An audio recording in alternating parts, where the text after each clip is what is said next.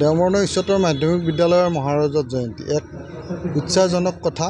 এই মহাৰজত জয়ন্তীৰ বৰ্ষজোৰা কাৰ্যসূচীৰ অংশ হিচাপে আজি বিদ্যায়তনিক আলোচনা অনুষ্ঠিত হৈছে দেওমৰণ বৃহৎ মহাবিদ্যালয়ৰ সহযোগত। আৰু এই বিদ্যায়তনিক আলোচনাত আমাৰ নতুন চাম ছাত্ৰ ছাত্ৰীক নতুন শিক্ষানীতি 2020ৰ আধাৰত তেওঁলোকৰ ভৱিষ্যত শৈক্ষিক জীৱন আৰু কৰ্মজীৱন কেনেকুৱা হ'ব তাৰ ওপৰত ধাৰণা দিবৰ কাৰণে কেইবাগৰাকীও শিক্ষাবিদক আমন্ত্ৰণ জনোৱা হৈছিল। গুৱাহাটী বিশ্ববিদ্যালয়ৰ দুগৰাকী অধ্যাপক আহিলে, ডক্টৰ কিশোৰ মোহন ভট্টাচাৰ্যদেৱ আৰু ভূগোল বিভাগৰ মুৰব্বী অধ্যাপক তেখেত দৰঙৰ সন্তান ধ্ৰুৱজ্যোতি চহৰীয়া ডাঙৰীয়া, তেখেত গুৱাহাটী ইউনিভাৰ্চিটিৰ শ্ৰেণীসমূহৰ সচিবৰ দায়িত্বতো আছে। অসম চৰকাৰী আয়ুৰ্বেদিক মহাবিদ্যালয়ৰ অধ্যাপক আমাৰ দেওমৰণ উচ্চতৰ মাধ্যমিক বিদ্যালয়ৰ প্ৰাক্তন ছাত্ৰ ডক্টৰ ধীৰেন ডেকাদেৱ আছে।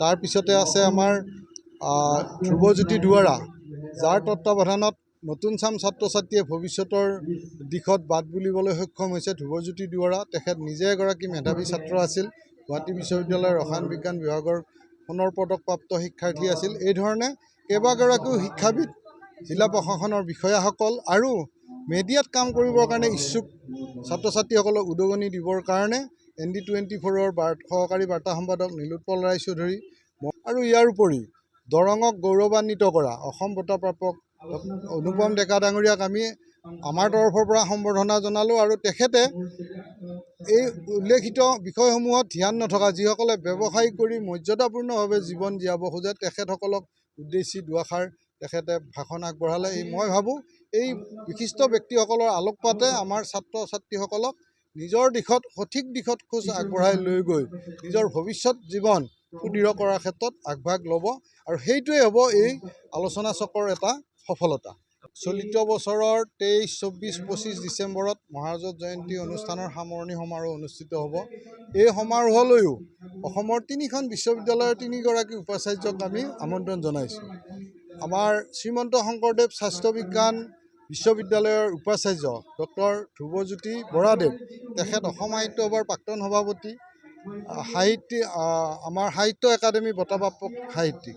আনহাতে অসম কলেজ অধ্যক্ষ পৰিষদৰ প্ৰাক্তন সভাপতি, বৰ্তমান মেঘালয়স্থিত US টিমৰ সম উপাচাৰ্য ডক্টৰ বলেন্দ্ৰ কুমাৰ দাস ডাঙৰীয়া আহিব, তেখেতে স্মৰণিকা উন্মোচন কৰিব। আৰু মহাপুৰুষ শ্ৰীমন্ত শংকৰদেৱ বিশ্ববিদ্যালয়ৰ বৰ্তমানৰ আচাৰ্য, ৰঙিয়া মহাবিদ্যালয়ৰ অৱসৰী অধ্যক্ষ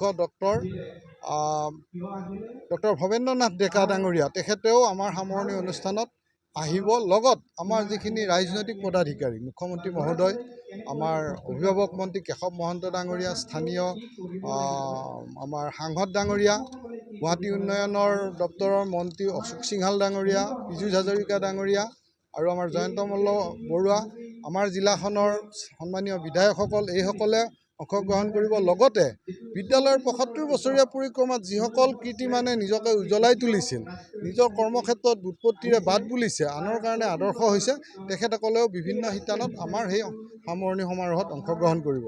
মই প্ৰাক্তন ছাত্ৰ সন্মিলনৰ সম্পাদক হিচাপে আমাৰ বিদ্যালয়ৰ প্ৰতিগৰাকী ছাত্ৰ ছাত্ৰীক অসমৰ ভাৰতৰ বিভিন্ন প্ৰান্তত থকা সকলোকে আহি এই 3টা দিনত নিজৰ আৱেগ ঢালি বিদ্যালয়খনৰ ৰঙীন স্মৃতি সোঁৱৰণ কৰি উদ্যোক্তাসকলক উৎসাহিত কৰিবৰ কাৰণে অনুৰোধ জনাইছোঁ। আৰু উদ্যোক্তাসকলে অধিক বল পাব যদি তেওঁলোকৰ উপস্থিতি হয়। প্ৰথম দিনা আমাৰ সম্বৰ্ধনা সভা আৰু গ্ৰন্থ উন্মোচনী সভা আৰু অন্যান্য উন্মোচনী সচৰাচৰ হোৱাখিনি থাকিব। দ্বিতীয় দিনা প্ৰাক্তন ছাত্ৰ ছাত্ৰীৰ মহামিলন অনুষ্ঠান, য'ত গীত মাত কবিতা আবৃত্তিৰে এক মধুময় নষ্টালজিক অনুষ্ঠান আৰম্ভ হ'ব। তাৰপিছত সাংস্কৃতিক সন্ধিয়া থাকিব।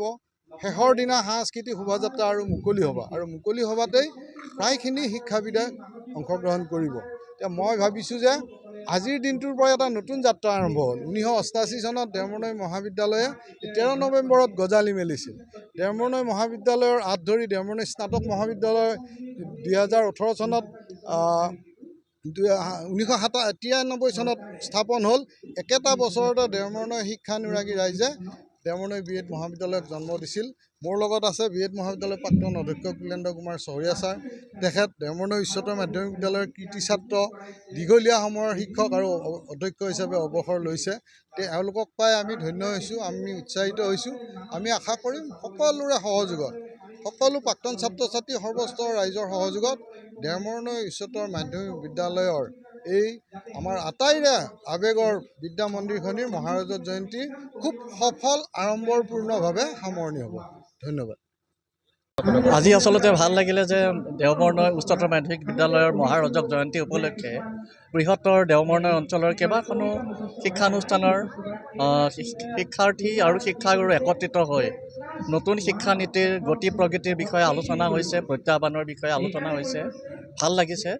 আৰু যি সংঘবদ্ধ প্ৰচেষ্টা দেওবৰ্ণয় BEd কলেজ আৰু উচ্চতৰ মাধ্যমিক বিদ্যালয় তাৰ লগতে দেওবৰ্ণয় আমাৰ গ্ৰেজুৱেট কলেজৰ বা দেওবৰ্ণয় হাইস্কুলৰ বিভিন্ন বিদ্যাৰ্থী আহিছে, তেওঁলোকৰ সৈতে মনৰ ভাৱ ব্যক্ত কৰিছোঁ, মত বিনিময় কৰিছোঁ।